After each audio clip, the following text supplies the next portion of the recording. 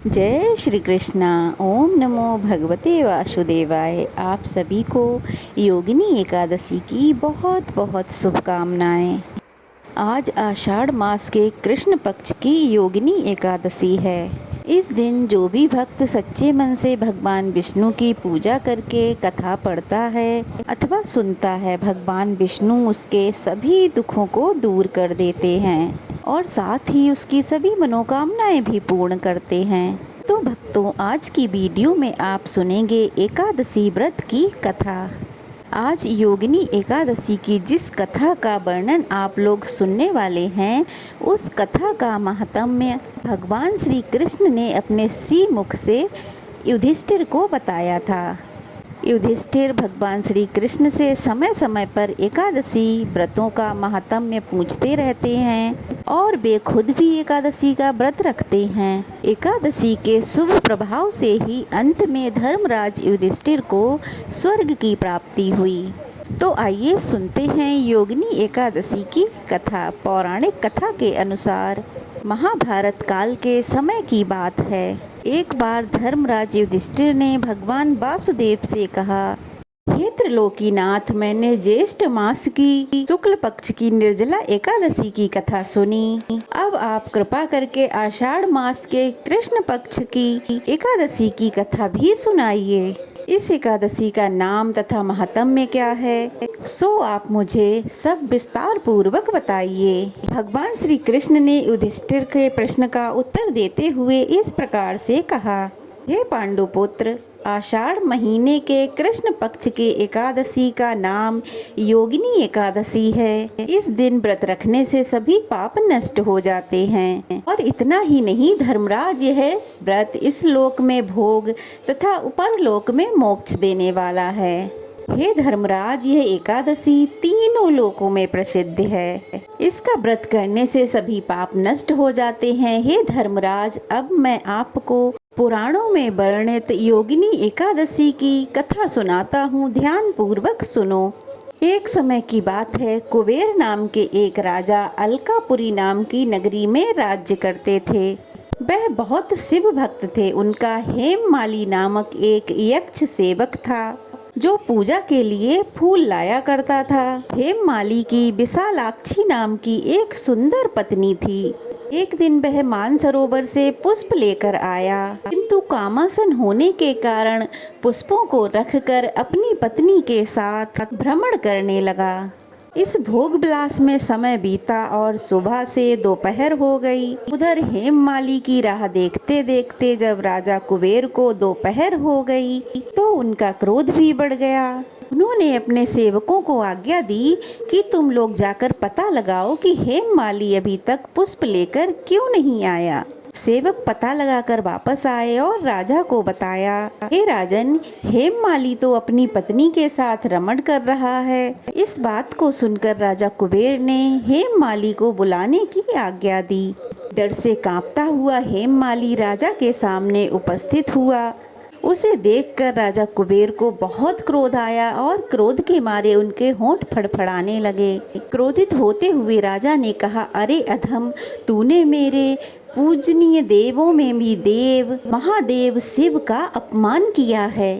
अब मैं तुझे श्राप देता हूँ कि तू पत्नी के वियोग में तड़पेगा, साथ ही मृत्युलोक में जाकर कोढ़ी का जीवन व्यतीत करेगा। कुबेर के श्राप से वह तत्क्षण सन्न से पृथ्वी लोक पर आ गिरा और कोढ़ी हो गया और साथ ही अपनी पत्नी से भी बिछड़ गया।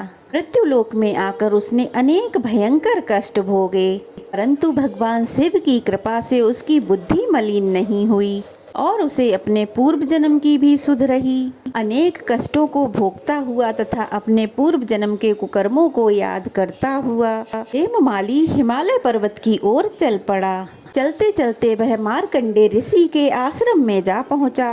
वह ऋषि बहुत ही वृद्ध और महान तपस्वी थे।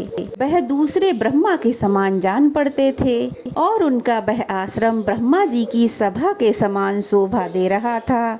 ऋषि को देखकर हेममाली वहां पहुंचा और उन्हें प्रणाम करके उनके चरणों में जा गिरा। हेममाली को दुखी देखकर मार्कंडेय ऋषि ने पूछा, तूने कौन से बुरे कर्म किए हैं जिससे तू कोढ़ी हुआ और यह भयानक कष्ट भोग रहा है। महर्षि की बात सुनकर हेममाली ने अपनी व्यथा महर्षि को बतानी शुरू की और कहने लगा, हे मुनि श्रेष्ठ, मैं राजा कुबेर का अनुचर था और मेरा नाम हेममाली है। मैं रोजाना मानसरोवर से फूल लाकर भगवान शिव की पूजा के समय राजा कुबेर को दिया करता था, परंतु एक दिन पत्नी के सुख में फंस जाने की वजह से मुझे समय का ज्ञात ही नहीं हुआ और दोपहर तक मैं वह फूल कुबेर तक नहीं पहुंचा पाया। तब राजा कुबेर ने मुझे श्राप दे डाला कि तू अपनी पत्नी का वियोग झेलेगा और मृत्युलोक में जाकर कोढ़ी बनकर दुख भोगेगा।